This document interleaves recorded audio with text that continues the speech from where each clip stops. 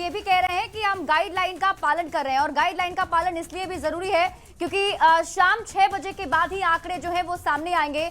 सबसे पहले आप मेरे सामने जो ये ग्राफिक्स देख रहे हैं, इसमें आप देखिए एनडीए के खाते में भी 0-0 नजर आ रहा होगा, जनसुराज 0-0 है, अदर्स 0-0 के आंकड़े हैं, और महागठबंधन पे भी 0-0 आंकड़े आपको नजर आ रहे होंगे। लेकिन ये सारे आंकड़े तेजी से बदलते हुए नजर आएंगे और किसके खाते में कितनी सीटें जा रही है ये भी आपको बताएंगे। और देखिए, पहला चरण जो 121 विधानसभा की सीट, पहले चरण में 6 नवंबर को वोटिंग हुई थी, सबसे पहले उसके आंकड़े हम दिखाने वाले हैं, और वो आंकड़े आपके सामने होंगे कि 121 विधानसभा की सीटों पर कौन से गठबंधन ने कितनी सीटें हासिल की हैं और किस पार्टी को कितनी सीटें मिलने की उम्मीद है, ये एग्जिट पोल आपको बताएगा। और ये अभी 0 का आंकड़ा तेजी से बढ़ता हुआ नजर आएगा, और सबसे पहले आपको हम पहले चरण की जो आंकड़े हैं वो आपको दिखाएंगे, क्योंकि पहले चरण में 18 जिलों की 121 विधानसभा की सीटों पर वोटिंग हुई थी 6 नवंबर की तारीख को, और वो आंकड़े हमारे पास अभी आ भी चुके हैं, लेकिन वो आंकड़े अभी हम आपको नहीं दिखा सकते हैं। जैसे ही दूसरे चरण के मतदान की प्रक्रिया खत्म होगी, उसके बाद ये जो 0-0 नंबर आपको दिख रहे हैं ये तेजी से बढ़ेंगे, और फिर हम आपको बताएंगे कि एनडीए और महागठबंधन में किसको कितनी बढ़त मिल रही है, या फिर जो त्रिकोणीय मुकाबला इस बार बनाया है जनसुराज ने, प्रशांत किशोर ने, वो जो 3 सालों से मेहनत कर रहे हैं, एक नई नवेली पार्टी जो बिहार में आई है जनसुराज, वो क्या कमाल करती है, और अदर्स के खाते में क्या कोई सीट जाती है, ये भी हम आपको बताएंगे। और जिस तरीके से महागठबंधन और एनडीए के बीच तगड़ी फाइट दिख रही है, वो आंकड़े क्या कह रहे हैं। इस बार देखिए, महिलाओं मतदाताओं की कतार काफी लंबी बूथों पर दिखी थी, और ये महिला मतदाता का रुझान किस तरफ है ये भी इस बार पता चलेगा, क्योंकि इस बार के बिहार विधानसभा चुनाव में अगर सेंटर में कोई थी तो वो महिला मतदाता थी, शुभी। वाकई शिप्रा, बड़ी तैयारी न्यूज़ 18 ने कर रखी है, और इस बड़ी तैयारी के तहत हम मेगा एग्जिट पोल अपने दर्शकों को कुछ ही देर में दिखाएंगे।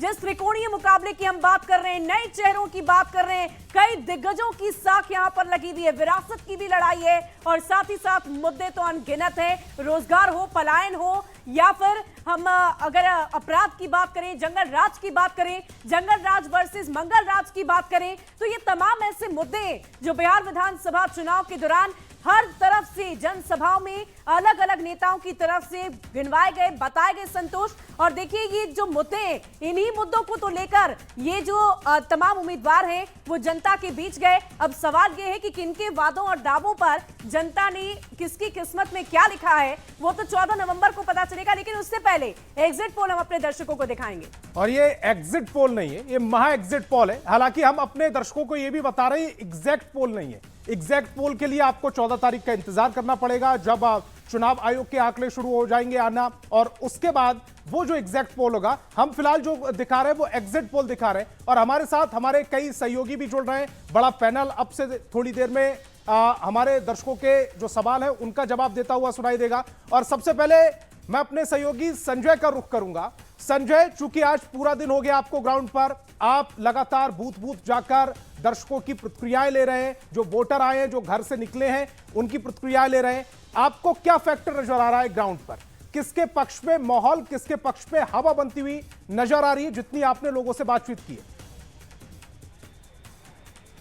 देखिए संतोष, लिच्छवी वंश के शासनकाल में बिहार में लोकतंत्र का प्रादुर्भाव हुआ था, और आज 2025 है। इतने हजार वर्ष के बाद भी बिहार में लोकतंत्र कितनी मजबूत है, इसकी एक वानगी देखने को मिली। चाहे पूर्वी चंपारण की बात कर लें, पश्चिमी चंपारण की बात कर लें, 61.9, ये 3 बजे का डेटा आंकड़ा मैं आपको बता रहा हूँ, और 3 बजे के बाद 3 घंटे का वक्त। और ऐसे में निश्चित तौर पर जब फाइनल आंकड़ा आएगा तो बिहार एक बार फिर से रिकॉर्ड कायम करता हुआ नजर आएगा। तो इससे बड़ी तस्वीर और भला क्या हो सकती है? हम लोगों ने कई बार डेटा पर लगातार हम बात कर रहे हैं, लेकिन मैं आपसे समझना चाह रहा हूं, जब आप ग्राउंड पर गए, आपने लोगों से बातचीत की, जो वोटर लाइन में खड़े हुए थे उनसे बातचीत की, तो एक अनुमान आपने क्या लगाया? किसके पक्ष में हवा, किसके मुद्दों पर ज्यादा तेजी के साथ मतदान हुआ है? देखिए, आज की तस्वीर पहले फेज से कुछ बदली हुई थी। आज महिला वोटर बहुत ज्यादा दिखी। फर्स्ट फेज में हम लोगों ने जब कवर किया था तो युवा भी काफी संख्या में थे, लेकिन आज महिलाएं काफी एग्रेसिवली वोट करती हुई नजर आई। और ये वो महिलाएं हैं जो खुलकर अपने तर्कों के साथ, अपने लॉजिक के साथ अपने वोट के मायने भी समझाती नजर आई। कैमरे पर, ऑन दी कैमरा मैं आपको बता रहा हूँ, वो विकास चाहती हैं, वो अपना विकास चाहती हैं। वो चाहती हैं कि महिलाओं के लिए जिस तरीके से सरकार काम कर रही है यही कंटिन्यू किया जाए। तो ऐसे में आप समझ सकते हैं कि महिलाएं किस तर्क के साथ मतदान केंद्र पर पहुंची थी। ये जो विकास की आप बात कर रहे हैं वो 10,000 रुपए वाला विकास है या जो 30,000 रुपए विकास की बात कर रहे थे महागठबंधन वाले, वो किस विकास की ओर अपने आप को भाप रही हैं? नहीं, खुलकर, अगर मैं खुलकर बोल दूं तो ये 10,000 वाले विकास की बात है। मैंने कई महिलाओं से बात की है, महिलाओं ने खुलकर कहा कि सरकार ने उनके लिए बहुत कुछ किया और वे अब सरकार से जितनी एक्सपेक्ट की थी उससे कहीं ज्यादा मिला। पेंशन का भी मुद्दा उठा। उन्होंने बोला कि जिस तरीके से पेंशन के लिए सरकार ने सोचा, महिलाओं को नौकरी के, जो यूथ थी उनसे बात हुई, जो यूथ महिलाएं थी, सरकार ने उनको नौकरी में रिजर्वेशन दिया, सरकार ने उनके लिए नौकरी के में बहुत सारे जो प्रिविलेज है वो दिए। तो खुलकर मुखर होकर बता रही थी। तो लेकिन अगर हम बात करें संजय की, लगातार इसकी चर्चा हम पहले भी कर रहे थे कि महिलाएं भाग्य विधाता बिहार में होती हैं। 10,000 वाली बात तो हमने समझ ली, लेकिन आखिर महागठबंधन के पक्ष में क्यों वोट कम पड़े होंगे? क्या ऐसी भी संभावना है कि जंगल राज को देखते हुए, उन दौर को याद करते हुए महिलाएं इस तरह से सिर्फ और सिर्फ नीतीश कुमार को ही विकास पुरुष मानते हुए वोट कर रही हैं? देखिए, तात्कालिक लाभ जो है एक बहुत बड़ा फैक्टर बना है। उनके खाते में 10,000 रुपया आ गया और वो निहायत गरीब महिलाएं जो निर्धन है, जिनके पास कोई स्कोप नहीं है अर्निंग का, वो उस 10,000 रुपये को यूटिलाइज करने के बारे में सोच रही है, बकरी पालन का सोच रही है, किस तरीके से अपना जो स्टैंडर्ड ऑफ लाइफ है उसको कैसे आगे बढ़ाया जाए, इसके बारे में सोच रहे हैं। उनके जीवन में संजय, ये बात तो महिलाओं को लेकर हमने बड़ा कर दी, फैक्टर लेकिन बना है। सबसे गौर फरमाने वाली बात ये है कि ये जो वोट प्रतिशत लगातार बढ़ता हुआ नजर आया, इसमें क्या बड़े फैक्टर्स हो सकते हैं? किस वजह से ये मतदान का प्रतिशत इतना ज्यादा बढ़ा है? इतिहास रच दिया है बिहार के लोगों ने। क्या क्या वजह हो सकती है, क्या फैक्टर्स हो सकते हैं? देखिए, बहुत सारी बातें इसके पीछे। अब जो वोटर हैं वो उदासीन नहीं है, वो लोकतंत्र की अहमियत समझ रहे हैं, सरकार की अहमियत समझ रहे हैं, और यही कारण है कि टर्नअप काफी ज्यादा रहा। चाहे आप शहरी क्षेत्र की बात कर लें, 7 बजे सुबह से मैंने देखा, पहले हम लोग जाते थे तो 7 बजे सुबह में उतनी लंबी लाइन नहीं होती थी, चाहे शहरी क्षेत्र की बात कर लें या ग्रामीण क्षेत्र की बात करें। लेकिन आज जो तस्वीर आई, चाहे फर्स्ट फेज में जो तस्वीर आई 2025 के बिहार विधानसभा में, लोग अपनी वोट की अहमियत समझने लगे हैं। वो समझने लगे हैं कि डेमोक्रेसी में वाकई में जो पब्लिक है, जो वोटर है, उसकी बहुत अहमियत है। और इसके बहुत सारे फैक्टर हैं। बहुत सारे जो वोटर हैं वो वाकई में अभी रुक गए हैं, छठ के बाद भी रुक गए हैं, और वो अपना वोट कास्ट करने की अहमियत समझ रहे हैं। तो वैसे भी वोटर से मुलाकात हुई, ये समझे कि निर्वाचन आयोग ने जो तैयारियां की थी, जो प्लानिंग करके वोटों के लिए जो तारीख निर्धारित रखी गई थी, वो भी कारगर साबित हुई है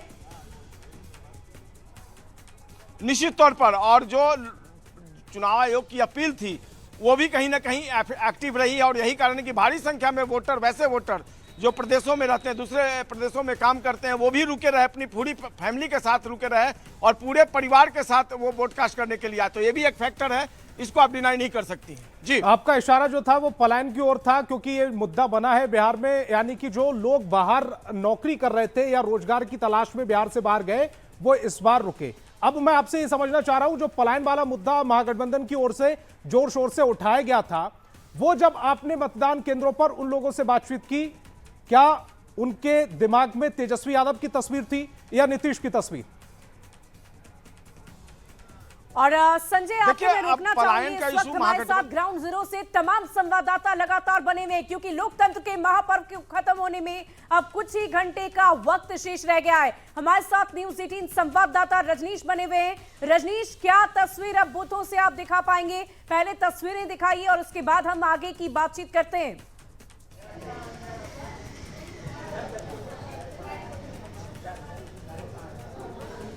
जी रजनीश, अगर आप तक मेरी आवाज पहुंच पा रही है तो अब 1 घंटे से भी कम का समय रह चुका है। अब ऐसे में हम तस्वीर देखना चाह रहे हैं कि लोकतंत्र के महापर्व के समाप्त होने से पहले बूथ पर क्या अभी भी लंबी लंबी कतार नजर आ रही है? जरा तस्वीरों को दिखाइए, फिर आगे बातचीत करते हैं।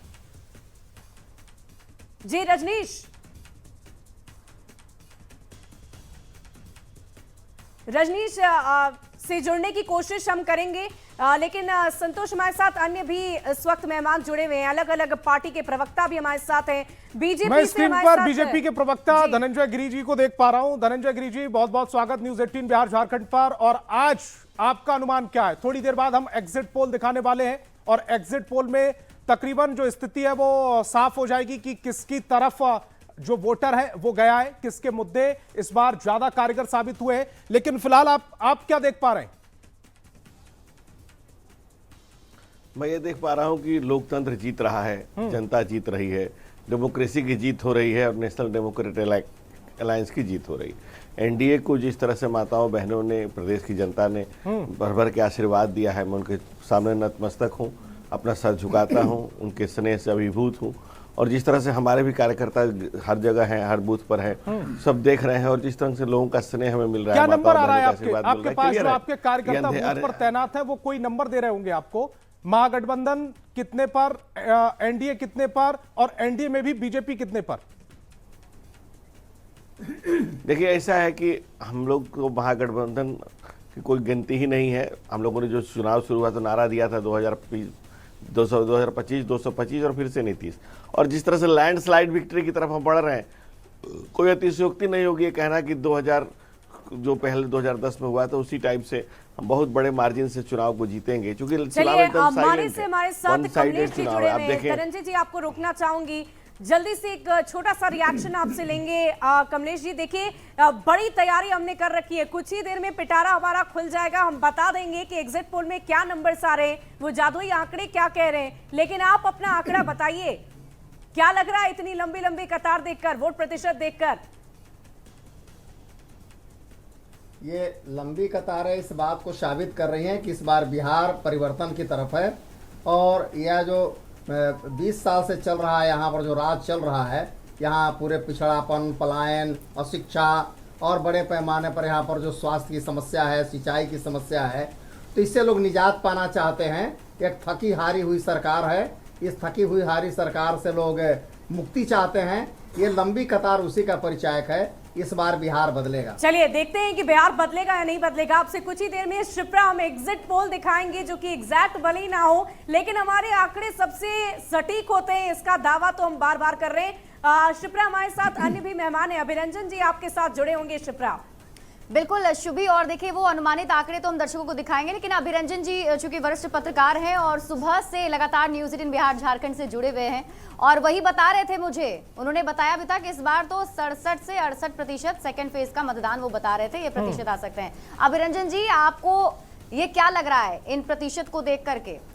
ये शायद अब 67-68 जो मैंने कहा था उससे भी ज्यादा बढ़ जाएगा, शायद ये 70 को भी क्रॉस करे।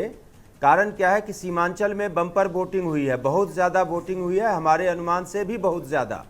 तो मुझे लगता है कि पहले चरण में 65% और दूसरे चरण में अगर 70 को क्रॉस करता है तो ओवरऑल परसेंटेज भी मुझे लगता है कि अच्छा खासा, जो हम 67-68 की बात कह रहे हैं वो ओवरऑल परसेंटेज होगा। तो ये देखने की बात होगी वाकई कि इस बार इतनी ज्यादा जो वोटिंग हुई है उसके कारणों पर हम लोग अलग अलग समय पर चर्चा कर चुके हैं, लेकिन क्या फैक्टर्स क्या हो सकते हैं अभिरंजन जी इसके पीछे? नहीं, एक तो देखो, मैं बार बार शुरू से कह रहा हूं, 6 तारीख से ही कह रहा हूं कि एक SIR तो फैक्टर है ही है, लेकिन दूसरा फैक्टर ये भी है जो प्रवासी आए छठ में, और तीसरा ये भी मुझे पता चला कि केवल छठ में ही नहीं आए, आज सुबह तक लोग बाहर से आते रहे हैं। इस बार मतलब अद्भुत चीज मुझे समझ में आई कि केवल त्योहार के लिए लोग बिहार में नहीं आए, चुनाव में अपना वोट डालने के लिए भी लोग बिहार में अलग से आए हैं।